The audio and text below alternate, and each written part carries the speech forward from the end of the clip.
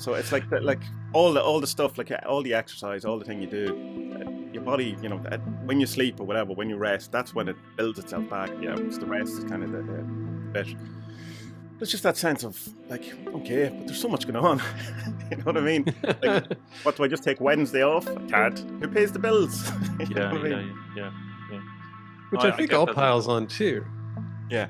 Which is like, even we look at like in Buddhism, where there's the discussion from the Buddha talking like, this is kind of the talk for the monks, and this is the talk for the people who are not monks. Yeah. And the suggestions are utterly different. Yeah, right? yeah.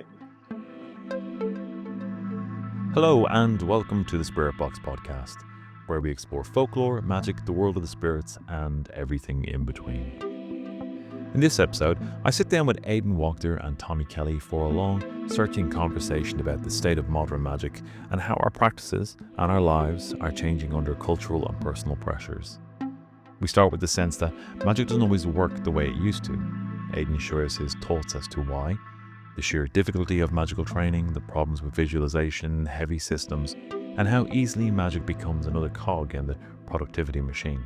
Now, this conversation started as a whole off the back of some blog posts by Tommie describing this problem of magic no longer working the way it did, and again that bind around productivity. And Aidan's response to him, and it ended up becoming this conversation. Tommie reached out and asked if I'd be interested in hosting the conversation and indeed being part of it, and I'm very grateful he did. And we get into all of the different elements here around like the scout badge approach, I think is the term Tommie used in the show, how that creeps into contemporary magic where achievement replaces mastery. We talk about how social structures like capitalism, Catholic symbolism, and our own preferences quietly shape the symbolic language we use to interpret our spiritual experience, often without our noticing. Rest and downtime become a major thread in our discussion. After dealing with multiple injuries myself, I've come to understand that rest as a crucial, if neglected, aspect of spiritual work. Tommie and Aidan echo this, speaking about burnout, financial pressures, and the emotional cost of manifesting major life changes. We compare fast, results-orientated magic with slower, more traditional paths, and consider why the latter often produces more sustainable transformation. We then turn to the digital world and how constant stimulation affects our sense of wonder, how it erodes our imaginal spaces. Aidan reflects on practicing chaos magic in the 1980s with almost no external influence and how that solitude fostered originality. In contrast, today's non-stop feed of content makes deep practice and introspection much harder. This leads us into a conversation about authenticity, personal flaws, and how childhood and identity now unfold under the surveillance of social media. I share how aligning my life with seasonal rhythms has shifted my work and well-being, especially as I've moved towards agricultural patterns. In the Plus show, Aidan and Tommie talk about stepping back from the news cycle to protect mental health, while still being ready to act when the real crisis arise. This naturally leads us into discussing global events, the sense of helplessness, empathy, and the balance between what concerns us and what we can actually influence. The conversation also takes on the broader societal picture, eroding trust in institutions, the fragility of rights, government overreach, and the unsettling realization that much of the order we rely on is more fragile than we'd like to believe. Aidan speaks to the need for public witness when legal and civic norms break down, and we look at the strange impotence of a world where everything is documented yet little changes. We return to animism as a lived practice. Aidan shares his approach to maintaining balance within a wider ecosystem of spirits, people, and land. We also talk about our society's structural problems and the uncomfortable truth that sometimes things must fall apart before they can be remade. Now, if you'd like to hear the Plus show, simple thing to do is to join the Patreon and get access to this Plus show and 5.5 years worth of catalogue of Plus shows, bonus shows, essays. There's a whole raft of content in there. Equally, you can just buy this Plus show if you'd rather just do that. If none of that is appealing, but you'd still like to support the show, you can always pick up a copy of my book, Son of the Dark Man, Father of Witches. And yeah, I hope you do. I hope you do support the show. It all helps. And before I forget, if you like listening to Tommy and I, then there is a whole other podcast on our respective patrons called Nameless, which we have a monthly conversation. So there's that as well. Okay, let's get on with the show.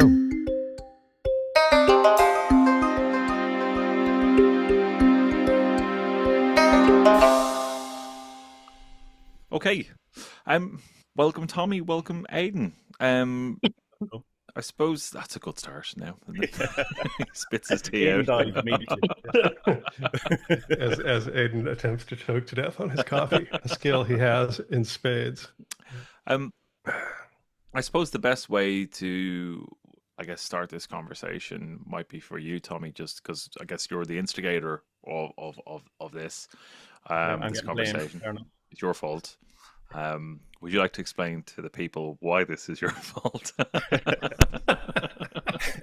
Well, it started when I was very young, and no, what happened recently is we're doing a series of blog posts, and it was just kind of looking at the fact that an awful lot of magicians that I talk to, not all of them, but enough that it's a pattern, have been talking an awful lot about the fact that they're not engaging with magic in the way they used to, and some of it's that it's just not working the way that it used to, or they're just not getting the results, or they're not getting the same level of something from it these days. And enough people have kind of said it that it's okay, that's interesting.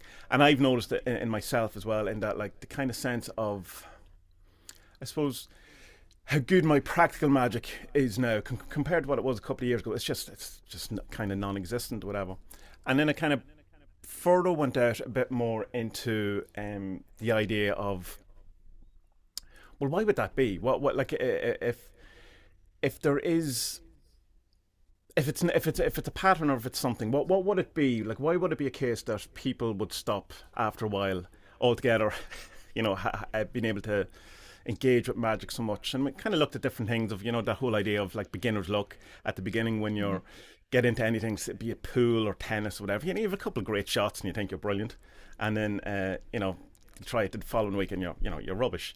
And there's also that kind of sense of that you think you're better than you are at the beginning or at some point, because, you know, it's new to you and it's a new skill or whatever. And then you add, the more you learn, you go, oh, well, I wasn't particularly good, you know, and then you put all of that in kind of perspective. But it seemed to be a bit more than that. And for me, anyway, it was more that I kind of felt that maybe the whole idea of approaching my path from a kind of magical point of view, or chaos magical point of view in specific, could have been the reason exactly, you know, that was limiting it or contracting it in a way that possibly didn't need to be, that it was just having a kind of almost myopic view on things or something like that, that it felt like it was maybe a bit of a contraction that didn't, you know, it was kind of one of those things. Am I trying to solve something, and in solving it, creating the thing that I'm trying to solve, or at least exacerbating it in some way? Right. Just quickly, there's a little bit of a reverb on your mic. Okay, give me a sec. This is the only time I've ever pointed out an audio or video thing to Tommy. So it's generally on my side. How will we? That should be it? Yeah, Done? That sounds good. Yeah. It's one of those things that every time I switch my computer on, that a particular setting resets back to a slight bit of reverb. Yeah. So you have to do it manually each time. Anyway, my apologies. But yeah, so that was kind of just the general. I did a couple of posts, and then Aidan kind of said, I have some thoughts around this. Would you like to have a chat about it? I goes, I would like to have a chat about it. And here we are. Pretty good. Very good. I think this is a subject that a lot of people are going to be interested in. Not least because, I mean, as you described, when people start and they kind of fire off a couple of sigils and things happen, you know, or they start doing some of the kind of the initial practices and whatever they're doing, you know, dreams start to happen and all that kind of stuff, and you get that kind of real kind of bang. Okay, this is real.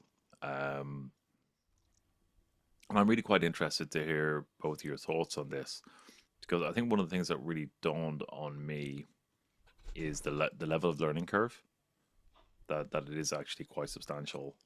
And I think you get that with everything to a degree, right? You know, like you can get the basics of something down quite quickly, and you think you're pretty good at it, but then you actually realize what a steep kind of hockey stick there Yeah, is yeah. of learning curve and practice. But I kind of wanted to kind of hand it over to you guys and kind of Aidan, get your thoughts on the conversation Tommie started. Yeah, so it was interesting because there's multiple things that came to mind with Tommy's post. Was that like the first is that he and I both have a chaos magic background. I think we started in different at a different place with it. And so it's something that I've seen very much in other folks, because this is kind of who I hung with for a long time, were chaos folks, where there's a point that that kind of can glitch out. It's like it just it's not doing what it used to do, or it's not doing what you need it to do. And so there was that piece. And then also, in this is not exclusive to chaos magic, but it seems to me that if we look at kind of all the stuff that came out of kind of Golden Dawn, we'll just use that as the model there, because most of what we're looking at now is in some way linked to the Golden Dawn, um, in kind of Western magical tradition. And that style of working is it's like that was like a training system, but I think people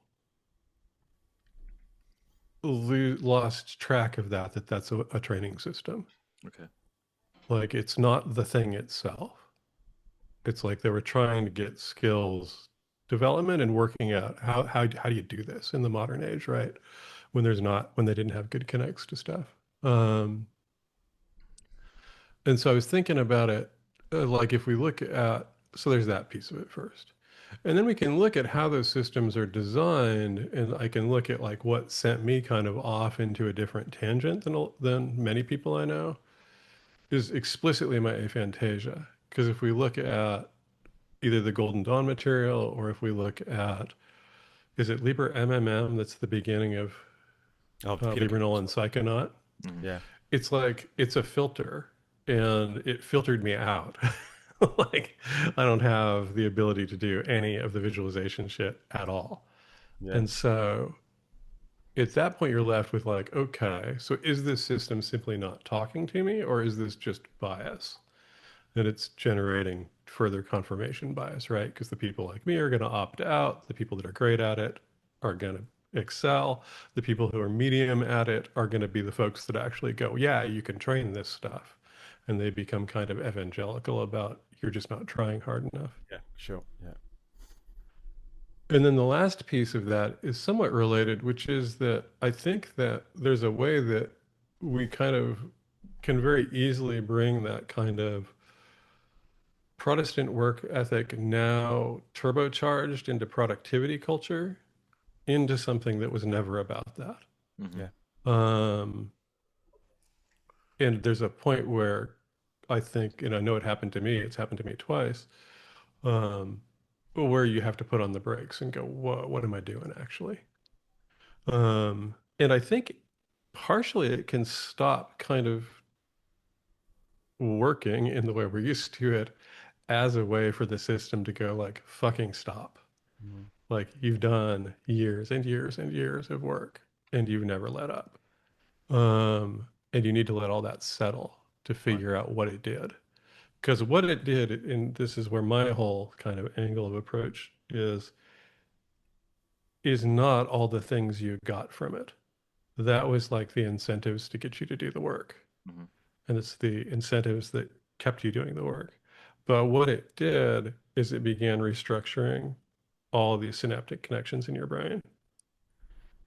And at some point, you got to stop and go, okay, what is actually going on now inside of me that's controlling what I'm doing, what I'm seeing, what I'm thinking about it? And is it all matched up? Is it all kind of in an alignment of some sort, or is it all just scattered? Mm-hmm. And so those are kind of the three primary things that first came up to me. I think that the productivity thing is very much a factor in an awful lot of it, and there's kind of sense of that there's some sort of end goal, or there's some sort of end thing that has to be achieved, that's I mean, clearly, I don't know the entire history of magic or thought like this, that there was always that kind of sense of there's an end. But it seems to echo very much the whole kind of zeitgeist of culture we're in right now. That you have to be working towards something. There's nothing that to do it for its own sake. In the kind of classical kind of sense of Leela play, like that you hear with Krishna and his early life, or the various different Indian avatars, or whatever. And it's just doing something for its own sake rather than for an end goal. And it seems an awful lot of I'm including myself entirely in this, an awful lot of magical practice can be a bit like scout badge collecting, and awakening is a bit like that. Oh, did you get the second level awakening? Oh yeah, I got that as well. And it's this kind of accumulation of stuff, as if it's going somewhere, or as if you're going to solve the mystery of life. You're going to get the answer, because there is an answer. There's an objectively true answer to all of this, that if you just work hard enough, which again is the Protestant work etiquette stuff, that if you just work hard enough and throw enough stuff at it, you're going to get it, you're going to solve it. And it's kind of that whole sense of that creation is a mystery to be experienced rather than a mystery to be solved, but yet everything's kind of geared to solve it. And going back to the Golden Dawn has elements of that, but Theosophy, which is one of the, I would say is probably a bigger influence than the Golden Dawn possibly, that has that at its core, that there's a plan, that this is going somewhere, that you're going to ascend, that you're going to become an ascended master, or some sort of higher order thing, and there's a hierarchy towards this, and you have to do this at this level, and it's this kind of become a living god stuff, which feels like hustle culture in a sense. Even your spirituality, your magic practice you have to be, have some sort of angle to be getting somewhere, to be capitalizing on it, to have a product from it, So I find that even if it turns out to be, that there is, all of that is true, but it just feels that it's a kind of a dysfunctional version of it that can manifest at the minute a bit, particularly around with chaos magic. And this is coming, I suppose, a bit back to one of my falling out with it, and a bit to what you were saying, Aidan, about the having various schools and stuff like that. Is the whole idea with chaos magic is this idea that it's your preferences, or the things that you find aesthetically pleasing are going to be the most powerful for you, or the most appropriate for you, or something like that. And it's almost as if I'm kind of realizing that, but that's probably the worst way to judge your magical practice is, or your path is by what feels right, because you can often then not be challenging yourself, or you can, you're just doing the things that are safe, or you can do the thing, you're not going into areas that are, where you should be going, where at least with some sort of training system, it's going to push you in areas that you would never ever have gone into. For instance, when I was at college and I was doing holistic health studies, and I was learning aromatherapy. I had an interest in aromatherapy because I loved smells and I loved the kind of idea of it. And had I just learned that by myself, I just would have probably surface level, superficial kind of, I know what all the various essential oils do, I know a rough idea of how you make one, whatever. But when we went into it, we had to learn anatomy and physiology. We had to learn, all the different ways the things are distilled. You had to learn all the, the myriad different things that are involved in all of that. And I would never have learned that on my own. But that's the stuff that's, informs the entire picture. So I suppose with the chaos magic approach of only doing what speaks to you, is there's a limit, there's a ceiling to that, and there's again, just come back to this kind of contraction. How are you going to get out of your own thing by only investigating your own thing, or only staying within your own thing? I mean, of course, you'll challenge yourself, you'll read hard books, or you'll do a practice that's particularly challenging, but you're never going to fully be able to step out of your preferences, because the preferences an awful lot are coming from trauma. It's from keeping yourself safe. It's from how you interact with the world. And it's just that kind of sense of the chaos magic of let's do everything your own way, because that's the most powerful, kind of negates the whole idea of the whole tenet of chaos magic is meant to be do what works. It's not the land of do as you please, but it's turned into the land of do as you please, I think. And I certainly treated it like that at different times. Go, does this resonate with me? Does it matter if it resonates? I mean, on one level, of course, it does, because you can't. You have to pick something. So but it's just, I don't know. Is that making any sense? Yeah, definitely. Yeah, I think. Go ahead, Ed. Go ahead, Dara. I was just thinking that I was trying to separate in my head how much of this is culture versus the individual. Because I mean, as you kind of rightly kind of highlighted, like we're in an ecosystem where it's the principal tenet of the definition of success is gain through effort, and the measurement of success is acquisition, and when I think about kind of like when we talk about things like our symbolic language, what is the language in visually or metaphorically that we kind of interpret the world in, like that stuff is still really prevalent. We've all grown up in, essentially capitalist societies where the view of success is acquisition of wealth, right, in material form. We don't put as much of an emphasis on the success of kind of the acquisition of wisdom, not necessarily knowledge, but more kind of wisdom and kind of experience and that kind of stuff. So whether we like it or not, that's still an aperture that we've grown up with to interpret the world. So, and I think that kind of the productivity thing is quite intertwined with that, because you're not able to value your time unless it's related to some kind of achievement. And I like the metaphor of scout badges. I got fuck tons of them, by the way. Very successful. Scout of the Year. I rejected that project very early on. 1992 Scout of the Year, my true. Of course, you were the Scout of the Year. Yeah. I don't think I even got one. I don't even think they managed to pin the "you joined" badge on me before I was gone. And but the introversion took over and we ran away. I'm taking the run and hide badge with me, bitch. But I think that's very much encoded in it. I spent a lot of time recently thinking about what's my symbolic language and how do I interpret the world, and particularly how I'm interacting with the spirit world, because that's what's reflecting back to me in that kind of interface is through my symbolic language. And it's one of those ones that, whether I like it or not, it's Catholic. I still have lots of Irish folklore stuff in there, but it's still quite Catholic. And it's like that's not by choice. Like that is down to the location I was born and the family that I was born into and the culture I was born into. So I see that as a significant influence in this. But one thing that I think is slightly different for me is that I grew up playing, like, as you know, Tommy, if you've heard me witter on about sport an awful lot, I grew up playing a lot of sport. So, I've won a bunch of times and I've lost a bunch of times. But I also understand the kind of I've started to understand myself through that space of how long do I need to recover. There's like, I can't train because I'm injured or I'm just not there.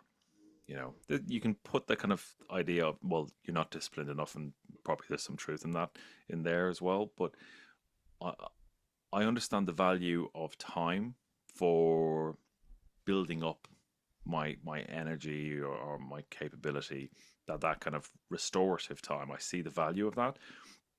And I think that's come from having injuries and not being able to practice or do whatever, that I understand that my body needs time before I can go and do that thing again. And I think that what I've learned from that is that I need that in my entirety. So I know there's sometimes that I'll be productive and there's sometimes that I won't. But I understand that the restitution is the restorative benefit of that. That it's given me a sense of the value of just sitting down and doing nothing. There's a value in that. So I don't see it entirely in the same way. But I really get what you're saying, and I get that mindset. It's also... No, I think I'm agreeing with you, and like in the sense of I do value the downtime. It's just that I probably two reasons. One, wasn't valuing it, but also it's like when you get the time to do that, Yeah. in this culture, and when it's constantly go Yeah, go go, yeah, yeah, and yeah, yeah. so it's not that it's a lack of thinking. It's not a lack of thinking that, oh well, 10 hours sleep would probably be better than four. It's like, well, can I get 10 hours sleep? You know what I mean? It's Yeah, yeah. so it's like like all the stuff, like all the exercise, all the thing you do, your body, when you sleep or whatever, when you rest, that's when it builds itself back or Yeah. whatever. It's the rest is kind of the bit. But it's just that sense of like, okay, but there's so much going on. You know what I mean? Like, what do I just take Wednesday off? I can't. Who pays the bills? You know Yeah, what I yeah, mean? yeah, yeah. No, Which I I think get all that. piles on too. Yeah. Which is like even we look at like in Buddhism, where there's the discussion from the Buddha talking like this is kind of the talk for the monks, and this is the talk for the people who are not monks, Yeah. and the suggestions are utterly different, Yeah. right? Yeah. Um, and it's almost like that piece is lost, like it's in this kind of search for this is the way that's the optimal way to do whatever. It's like all out of context for the most part.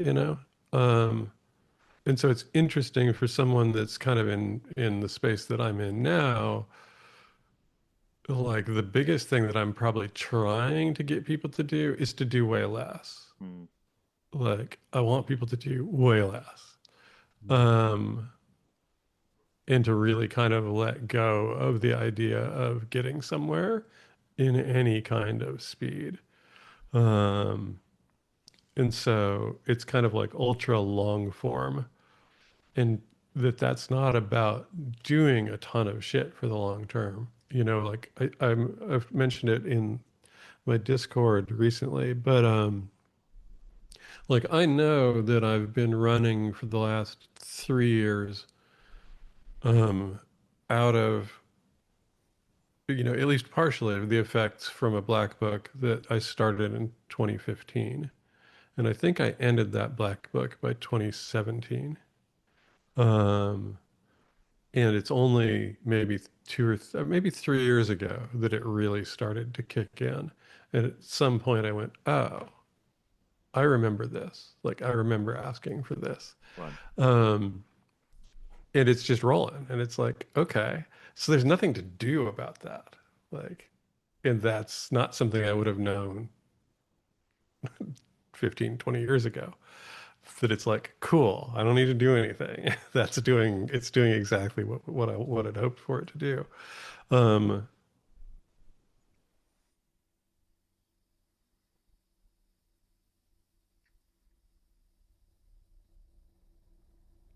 Did he crash? Can you hear me? I can hear you. but it required my work is totally different. Just Uh, you stopped there for a minute. You froze for a minute, Aiden. If you just want to go back 2 sentences. yeah, so it's God knows what I said in those 2 sentences. It was brilliant, It was and the now it's wisest lost. thing you've ever said in your life. It was gold. It was pure gold. It's Someone always doesn't like want that. this to get out. No, the secret chiefs, the ascended masters, are keeping it from everyone. But yeah, I had to change everything to get what I'd asked for, and that was not done consciously after asking it. It's like I asked for it, and then life happened. Mm. And in letting that go and slowly allowing things to change, and my practices would go like, oh, that's not really doing what I want anymore. Fucking drop it then. Let's leave it Was and there not a lot try of and fill that. was there a And lot not of try and pain fill that involved in hole. that, Aiden, when that in that movement? No. No. So it Oh was. yeah, I mean, in my life, yeah, not about magic, but yeah, But relationally, all that's that what I mean. stuff. In that black book, manifesting or getting you into a place where this was start. Was that shit, or was that kind of okay, or what? How did that look On gradually? this side of it, it's awesome, but I mean, there was, it blew up a marriage. Or my that in that time, my marriage blew up. I had a complete fucking breakdown, and was basically kind of forced to look at all of the places where to like actually work and actually do something, not just look at every one of the places where what I had asked for, what I was doing did not allow that. So it was very much like you wanted that, or these things all have to change for that to be true, which I know that that's how it works because I've seen it a lot. But this was the most kind of extreme form of it, where I had the most consciousness and where I was also in a position to go and get help. So I did a couple years of therapy with a somatic practitioner. A lot of shit went down to kind of get to where I could actually go, yeah, I can have that life. I knew I wanted it, but I didn't really even know what it was. It was it was a vision of some sort of like this could be more like this. Um, and so that's kind of that adaptation phase, whether we're looking at that as neural or whether we're looking at it as psychic. It's like not only does your literal brain get restructured when you're doing long-term practices of any sort, but then also if it's magical practice and spiritual practice and it has that kind of requirement, the whole system of you in your life may have to change for that to manifest. Um, and that's not the way that, again, kind of in the modern kind of, particularly the US, but I imagine it's the same where you guys are, is where it's put forward. It's like, no, I get everything I want and I don't have to do anything. I don't have to adapt. I should just be able to work my way through it or do some habit adjustment and, uh, you know, optimize a few things. And I should be able to have it all. But that's not the way the world works. It's like everything, all changes require more change than we think they do, I think, Right. is what I would say. Yeah, makes sense.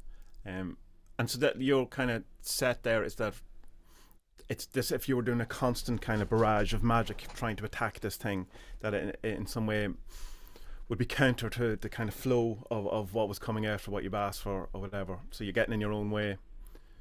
And I think Dara's example is exactly the one that I would use because it's like I learned a lot of this shit from weight training. Like there are weeks in a training cycle where going to the gym 5 days a week and hitting it really hard or going to the field and hitting it really hard will work.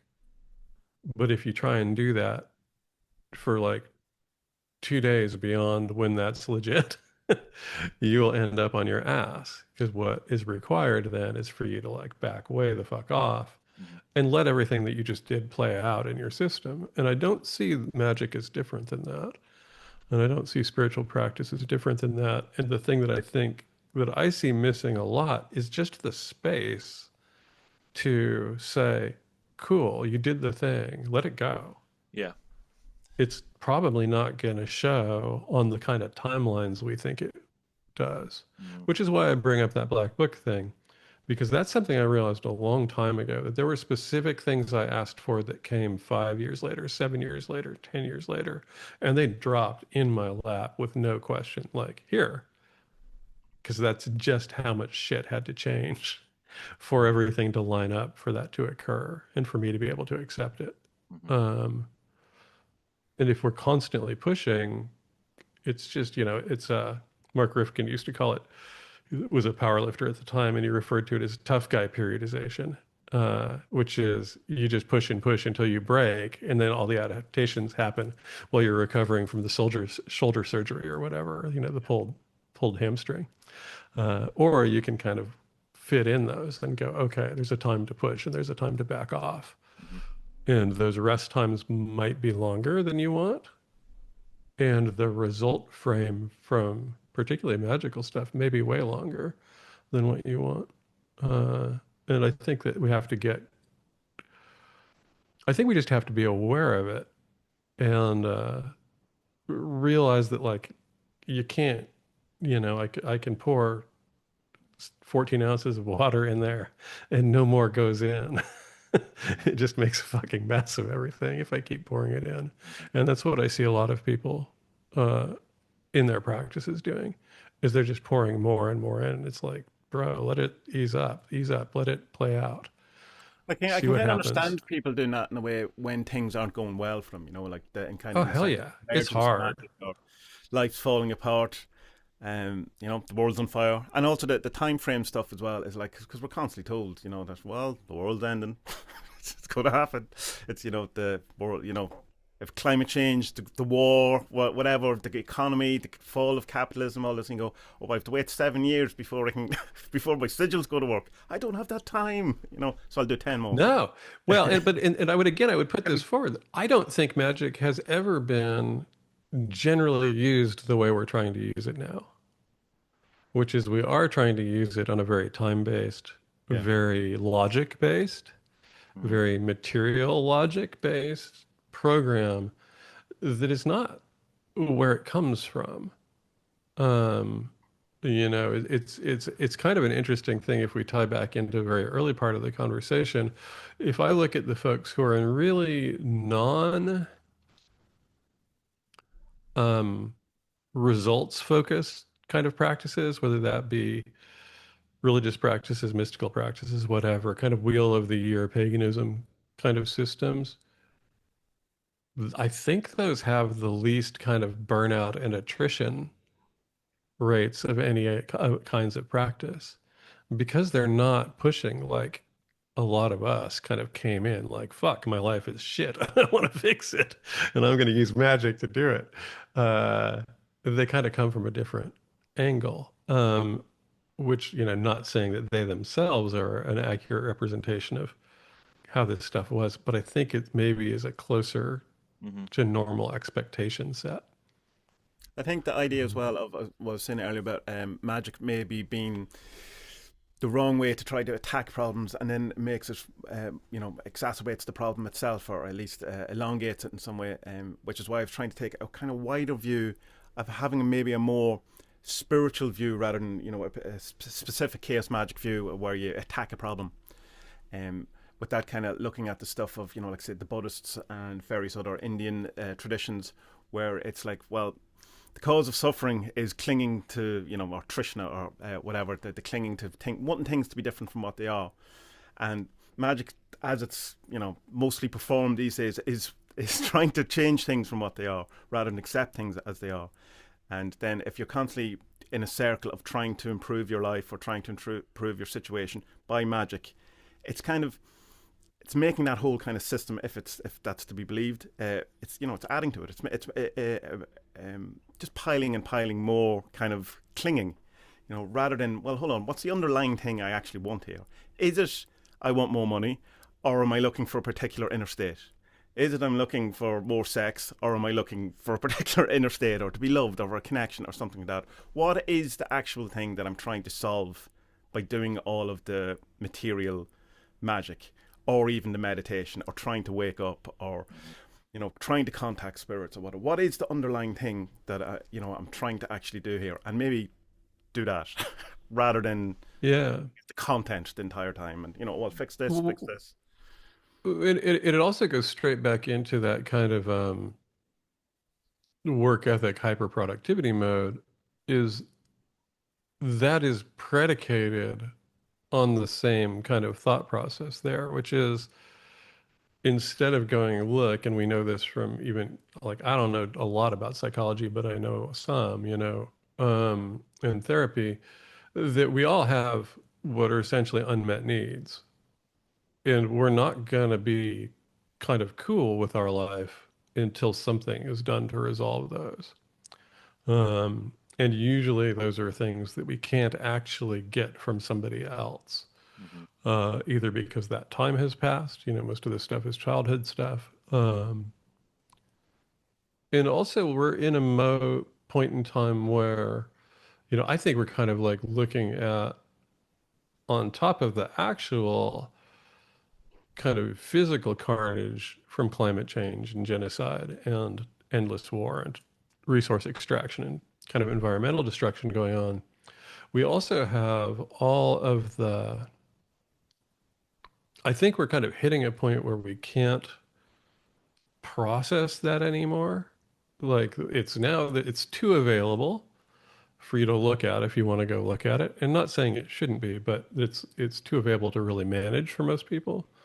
But it's also, there's a psychic imprint of that maybe we wouldn't have known about in the past. I don't know that it would That's a weigh on really us this interesting way. point. Um, if I understand what you're describing, how I view that idea of like being kind of overwhelmed by influence or overwhelmed by not opportunity but by stimuli. So we have the availability of constant stimulation. That might be in terms of kind of doom scrolling or pornography or whatever.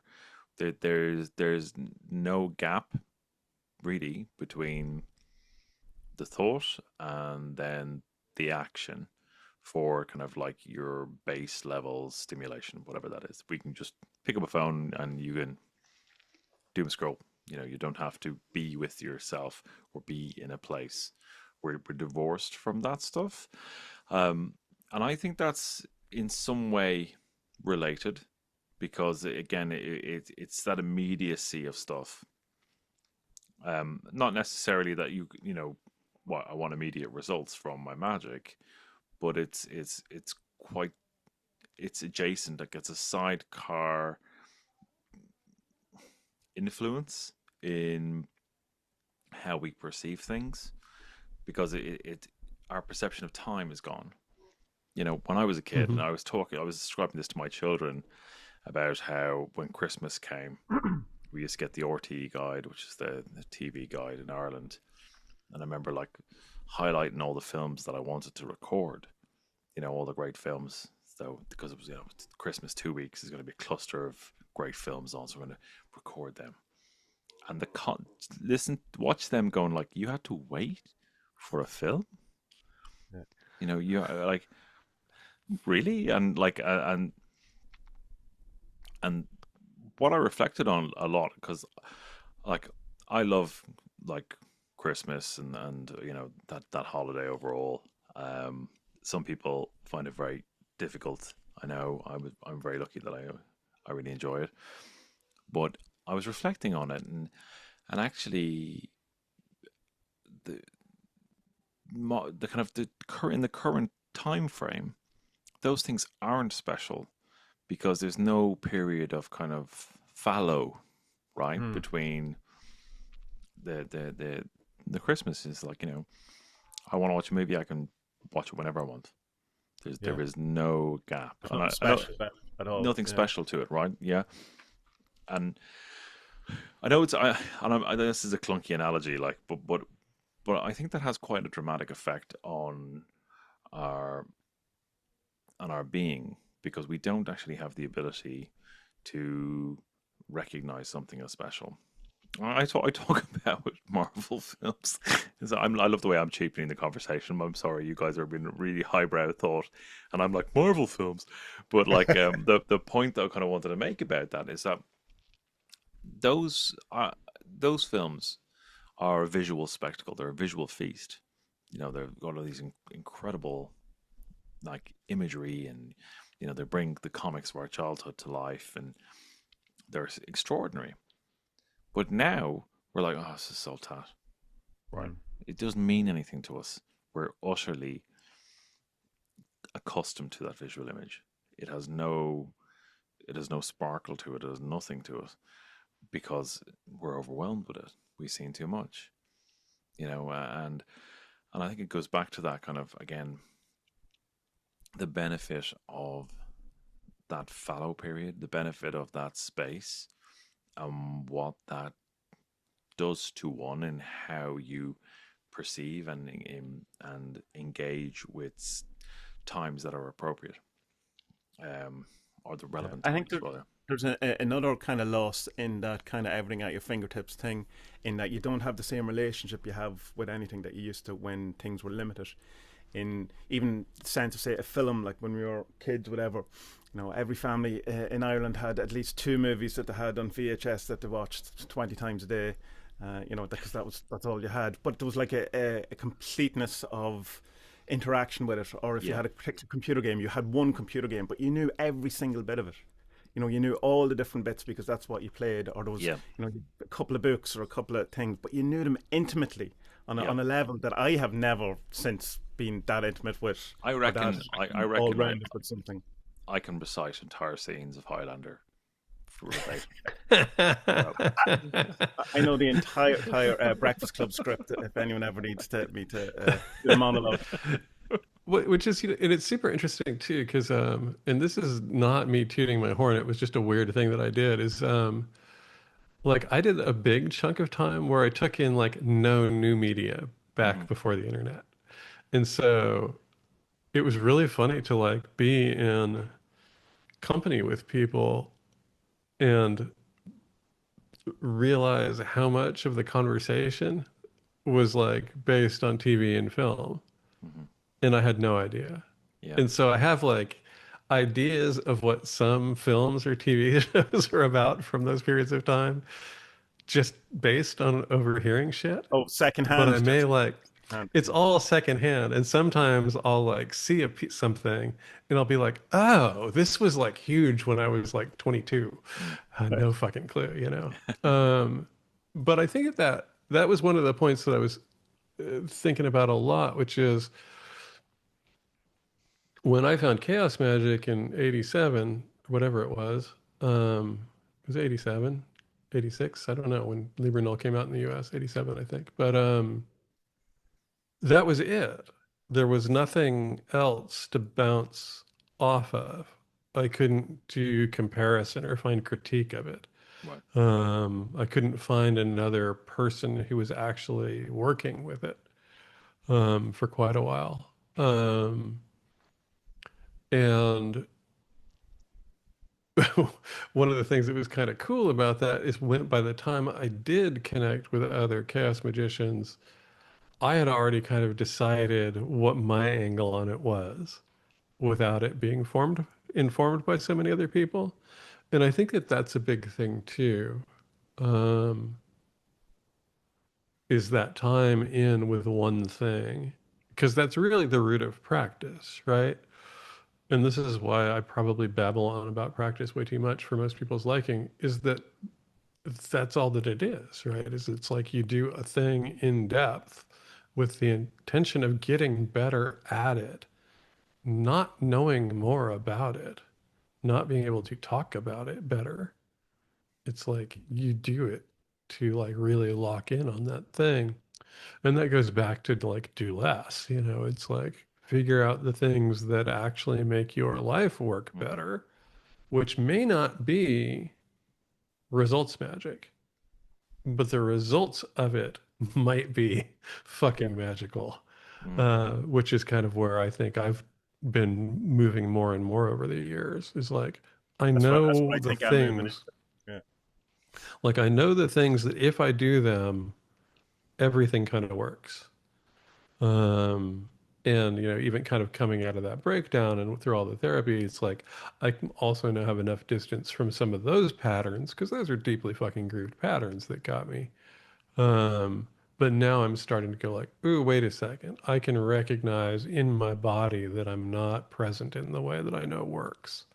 And I can kind of go, ooh, what's the mind doing? What am I thinking about? Um, but I can't chase it. I just have to kind of notice it and go, okay. And in time, it will kind of be revealed what that is, or I will figure it out. The right two of the remaining seven synapses will talk to each other and be like, stop doing that piece, or you stopped doing this piece, then you have to. It's like, okay. Yeah. I think that what you mentioned about kind of that awareness of your body is really interesting, and like how I think about it, it kind of dovetails into that whole I think I've been overstimulated, like and what that does to your nervous system, like and it's taken me a long time to figure this out, like a long time to start actually listening to my body, and I've only really started to hear it probably in the last 2 years properly, um, maybe a bit longer, but that whole voice of like, okay, I need to do nothing now. You know, you're not going to get anything from me. You need to just sit and be comfortable with that because nothing's going to happen, right? And that that was never kind of an easy thing. It is now. I'm very happy to sit and do nothing. Now it doesn't bother me at all. I'm like, fucking, well, I have to do something. Oh, fucking hell! I'm at the other end of the spectrum now. But that's it takes a while to adjust to that. But the benefit to that has been extraordinary. And when I kind of follow that train back to my spirituality, not necessarily my practice, but just kind of like how I am in the world, that stillness and quietness has been beneficial in ways that I find very hard to articulate, because they're not goal ways. They're not kind of like, to your point, Tommy, like I haven't achieved, enlightenment. I'm still the same fuck up I was, 30 years ago.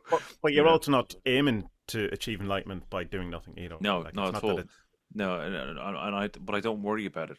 Like that's the thing, is that like that's kind of that kind of manana that my body has been telling me, going like, yeah, why don't you just sit this one out? What are you trying to do? Just chill. Yeah. That's given me an awful lot more, in the sense that kind of my perspective has shifted. What I'm seeing has shifted, to the point of kind of understanding the benefit of just being. And I think part of that is growing into a little bit more of kind of authenticity with myself, not with anybody else, just with myself, and kind of going, okay, I have a bit of a clearer sense who I am, and I'm less pulled by outside influences as I used to be. And part of that is recognizing all the shit bits, right? Like it's recognizing, all the innate flaws and kind of, those kind of bits. But that comes with a certain amount of trouble, that you got to recognize that stuff. I mean, so I guess it's what you're describing, Aidan, with going through the process in therapy. It's like, it's not a picnic. Like there's a lot of reflection in there. You're like, oh, I do that. Oh yeah. Yeah. Yeah, I mean, that makes so much sense. Sorry, Aidan, go ahead. No, go ahead. Yeah. I'm just going to say, I think an awful lot of that stuff where you do realize how much of an asshole you've been, or you are, or whatever certain role you're playing, while it comes like, for fuck's sake. There's also a sense of, at least for me anyway, a sense of relief after it. They go, oh, at least I don't have to do that anymore. You know what I mean? Like, it's horrible to kind of acknowledge it and go, Christ. But like, okay, that's out. That can't be unseen. So a sense of relief. Yeah, definitely. Yeah, and I think that all this stuff, it also ties back into just that we're in a really weird moment right now, which is, I think it's very hard for folks that are, probably it's harder to know how weird this moment is the younger you are.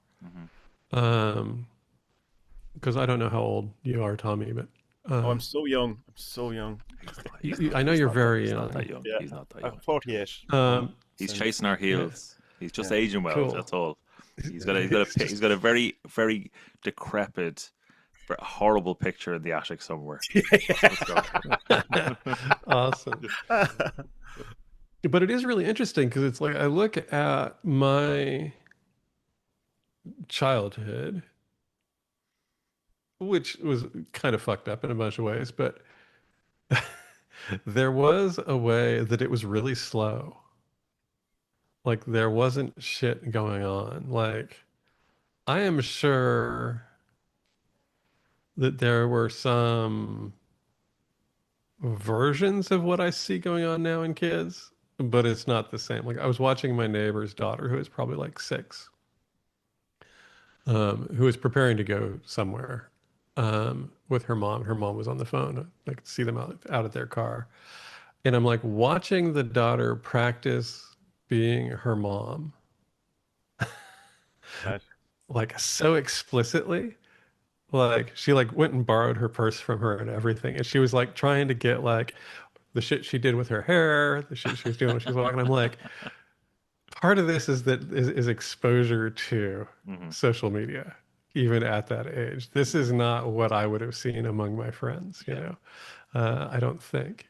And so it's also realizing that thing that like if we're always looking outward to see how we are accepted or how we are rejected or how we are received or perceived, then we can totally ignore that we're completely a train wreck inside. And I don't think that that's getting any better. I think that that's probably getting worse. Yeah, exacerbated. And again, I think that there's aspects of spirituality that are super beneficial here, but it's probably not kind of results magic. And that's kind of the shift that I've had now. Is it's previously I would have used in kind of definitions and bios and stuff that had been practicing magic for a long time and it was an animist, and now it's way animism first because that's my spiritual base, and magic is like a tool I use to talk about that and share that, because I know there's interest in both, and it's a language I speak really well. But that's not the thing that I care about anymore. It's like, it's a tool. And I understand that it can be a really fucking useful tool. And I will continue to do that because of that. But my focus is on, I would say, absolutely on the spiritual side of things, because that's where I now get the most benefit. But, I'm in a very different point in life than a lot of folks are. And some of that to me is also looking at kind of what you were saying, Dara, about the sitting thing is all of us came, my people and your people, both of y'all came from the same general zone where the winter was fucking shit. And other than taking care of the animals and making sure the kids are fed and periodically killing one of the animals, there wasn't much to do for a big chunk of the year. And I think that that's normal. I think that the idea that you are productive 50 weeks out of the year, if you're in the US, is insanity. It just doesn't make any sense. Yeah. You're absolutely right. And like one of the interesting things, and I think this kind of underlines what you're saying, like in my own way of living, like I spend an awful lot of time like growing food, right? And that gets me an awful lot closer to natural cycles. And I think about the kind of the sowing time and harvest time are very busy periods, right? Just as the light starts to get longer in the day, and you have the long evenings in the harvest time, you're by the nature of kind of, well, I got to get food to get through the winter. Like, I know it's kind of a weird thing to say, but I try and think in that mentality. Like, I try and think of like, okay, if I couldn't buy food, can I feed myself? Can I feed my family more appropriately? My partner would be like, be yourself. It would be yourself, wouldn't it? Can I feed myself? You fat fuck. Of course, it would be yourself. You get to take the first 2 months off while they eat what's left in the house. You're living on the stores you're carrying, brother. But well, gents, it's been a real pleasure. Fantastic conversation. Lovely to catch up with both of you as well. Any final messages if people want to find out more about your work? Where's the best place for them to do so? Go for Patreon. Yeah, my answer's the same.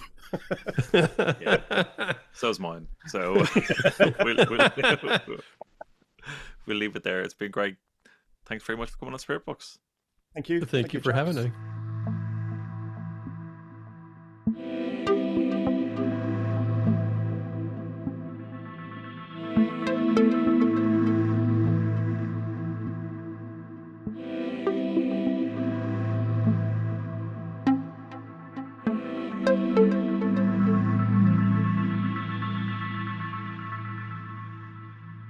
Thank you, Aidan and Tommie. A rich conversation indeed. I always learn something when I speak to Tommie and Aidan, and to have them both on the show at the same time was a real treat, and I hope you got something from it too. Anyway, I'm gonna leave it there. I'm Darren Mason, and you've been listening to Spirit Box. Take care and talk soon. Bye.